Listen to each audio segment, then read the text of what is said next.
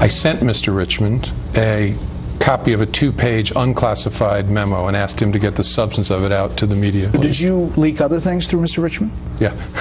I'm smiling, Brad. I don't consider what I did with Mr. Richmond a leak. I told him about an unclassified conversation with the president, and I didn't consider it part of an FBI file, all the things I talked about with Anderson. You wrote it as an FBI director. It was a work product. No, it was not. You said in the memos, I said, I don't do sneaky things, I don't leak, I don't do weasel moves. But I mean, we can argue what a leak is, but that's a leak, isn't it? It's not. Those comments from former FBI Director Jim Comey sparking a firestorm of reaction over the definition of leaking. Let's bring in James Kallstrom. He's a former assistant director of the FBI, and get his reaction. Jim, always a pleasure to see you. Thanks so much for weighing in this morning. You know, if it wasn't important and part of the FBI work, then why did it have an intent to get a special counsel? I mean, the whole thing. Your reaction, Jim Kallstrom. Well, I think he's lost his mind, Jim Comey. I don't understand, what his act is. This book tour and all this nonsense about it's not a leak. Of course it's a leak, without question. I mean, in his conversation with the President of the United States is automatically classified. At least it was when I was in the government, unless they've changed rules like that. But Maria, we're in a 3-act play, and it's it's not a comedy. It's a tragedy. Act 1 was to stop Mr. Trump from becoming the President of the United States. That failed. Act 2 was to diminish his ability to manage the country. And even with that, he has done a fantastic job. I say that as someone who's not affiliated with either party. But look what he's done. Even with all the backlash and all the nonsense that's going on, there is no question that there's a cabal, a fifth column, a conspiracy, call it what you may, that involves people in the intelligence community, probably involves people over in Great Britain who have probably fed information to people like John Brennan. I don't know that for a fact, but it would not surprise me. And this is really a nasty, nasty Act 2 that's going on. And people in the United States, I mean, we have to violently react to this, not from the standpoint of guns and bullets, but from the standpoint of stopping this.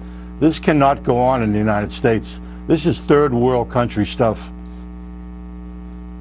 Yeah, I just wonder if there will be any accountability here, Jim. I mean, we are waiting for the IG report to come out, and it is expected to zero in on that. But, the left is digging in. I mean, look at James Clapper and John Brennan. Clapper texts or tweets out at the president yesterday, taunting him, basically almost threatening him, stay tuned, Mr. Trump, is on his tweet saying that he doesn't believe that there was no collusion. The House Intelligence Committee just told us that there was no collusion. He's calling it a highly partisan, incomplete, and deeply flawed report by the broken House committee. And then he says, stay tuned. Your thoughts on Clapper and Brennan and their role? Oh, I think it's outrageous. I think, they are in fact threatening. And who are they to be threatening the President of the United States? They're not in the government anymore. They're private citizens. They can say what they want, I guess. But it's just outrageous. And I have no doubt that they've conspired with others, including Jim Comey and others unnamed at this point. And the big tragedy, the big catastrophe for the country, we haven't even talked about yet, and that's the unmaskings. That's the Samantha Powers claiming that she didn't even know about it.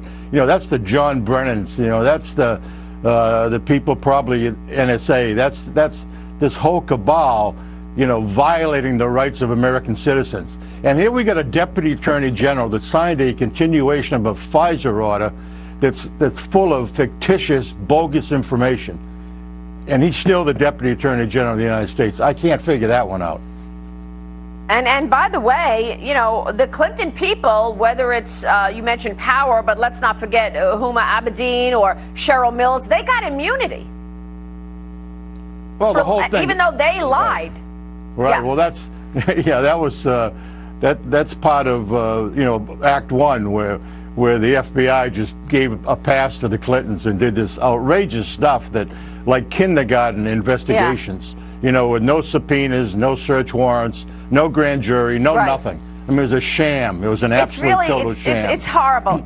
And I know it hurts you because of all of your proud years at the FBI, Jim. Thanks very much for joining us this morning. Jim Kallstrom, it's always a pleasure. Good to see you. Thank you, Maria.